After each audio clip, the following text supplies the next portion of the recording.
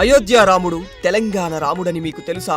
శ్రీరాముడి జన్మభూమి ఇంకెక్కడో ఉండవచ్చు, కానీ కర్మభూమి మాత్రం తెలంగాణ గడ్డ మీదనే ఉంది. ఎందుకంటే రాముడు ఇక్కడే పర్ణశాలను ఏర్పాటు చేసుకున్నాడు. ఇక్కడి అడవులలో సంచరించాడు. ఇక్కడి కందమూలాలు తిన్నాడు. ఇక్కడి తోటల్లో సీతారామ సమేతుడై విహరించాడు. ఇక్కడ జలాశయాల్లో స్నానం చేశాడు. ఈ నేల సాక్షిగా సంధ్యావందన విధుల్లో గోదావరి తీరే అని సంకల్పం చేసుకున్నవాడు. అందుకే తెలంగాణ ప్రజలు రాముడిని తమవాడిగా చేసుకున్నారు. రామన్నా అని ఆత్మీయంగా పిలుచుకున్నారు. ఊరికో గుడి కట్టుకున్నారు. ఆది కావ్యంలో లేని కథలు, మూల రామాయణం ప్రస్తావించని ఘట్టాల గురించి తెలంగాణ స్థల పురాణాల్లో అనేకమని చెప్పుకోవచ్చు. అయితే రాముడు తెలంగాణను కర్మభూమిగా మలుచుకోవడమే కాకుండా తెలుగు కూడా మాట్లాడేవారట. అవి ఎంతవరకు నిజం? రాముడు నిజంగా తెలుగు మాట్లాడేవారా? రాములోరికి ఇంకెన్ని భాషలు వచ్చు?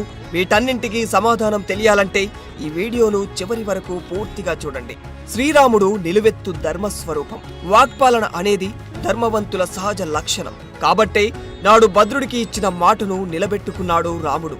భద్రగిరి మీద వెలిశాడు. భద్రాచల రాముడన్న పేరు తెచ్చుకున్నాడు. గుడి కట్టిన గోపన్నకు గుండెల్లో స్థానమిచ్చాడు.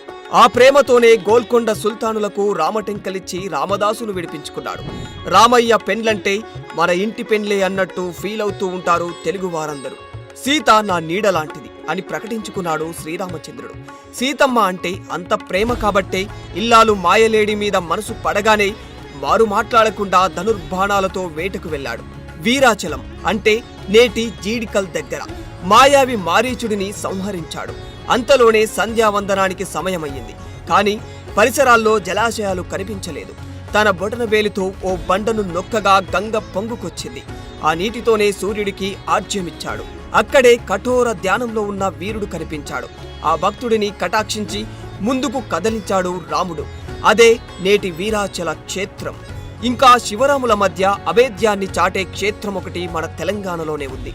పెద్దపల్లి జిల్లా రామగిరి మండలం బేగంపేట గ్రామానికి 6 కిలోమీటర్ల దూరంలో ప్రకృతి అందాలకు, శిల్పకళ సంపదకు, ప్రాచీన సంస్కృతికి నిలువెత్తు నిదర్శనం రామగిరి.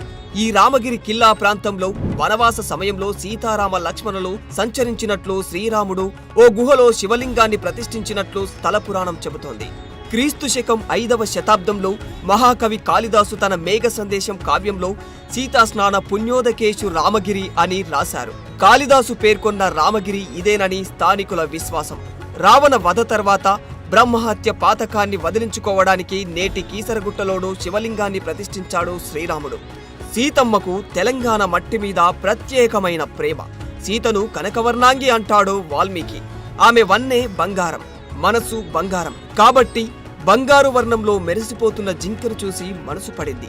ఆ క్షణం రాముడిని జింక కోసం పంపించింది. లక్ష్మణుడిని అన్న యోగక్షేమాలు తెలుసుకుని రమ్మని పురమాయించింది. అసురుడి చేతికి చిక్కింది.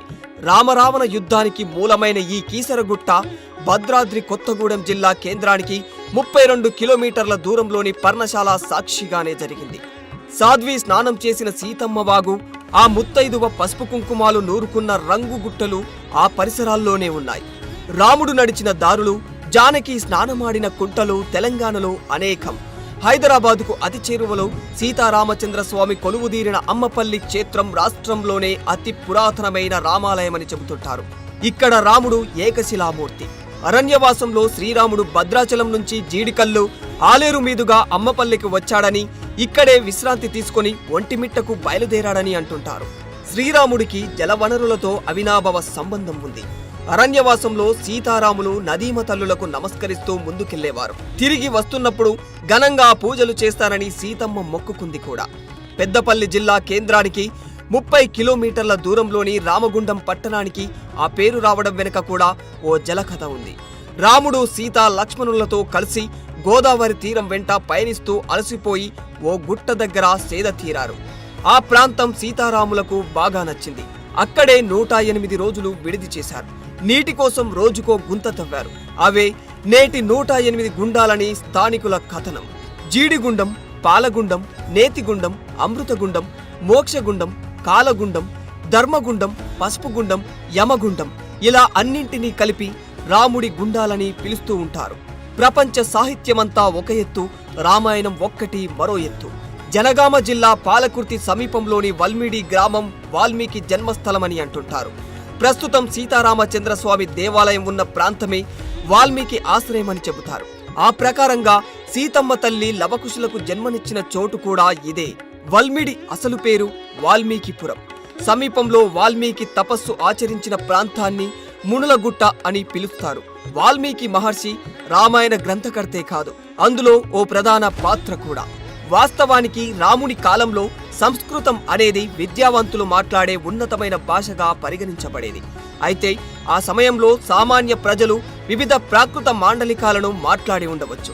ఈ ప్రాకృతాలు సంస్కృతం నుంచి తీసుకోబడిన స్థానిక భాషలు. ప్రాచీన భారతదేశంలో ఈ భాషలు వివిధ ప్రాంతాలలో మాట్లాడేవారు. అందుకే శ్రీరాముడు సంస్కృతం ప్రాకృతాలను రెండింటినీ మాట్లాడేవారట. ఇక ఎవరైనా కొంతకాలం ఒక ప్రాంతంలో నివసిస్తే అక్కడి ఆచార వ్యవహారాలు, కట్టుబొట్టులతో పాటు ఆ ప్రాంతపు భాష కూడా అలవాటవుతుంది. తెలంగాణతో ఇంతటి అవినాభావ సంబంధం కలిగి ఉన్న శ్రీరాముడు తెలుగు నేర్చుకునే ఉంటాడు.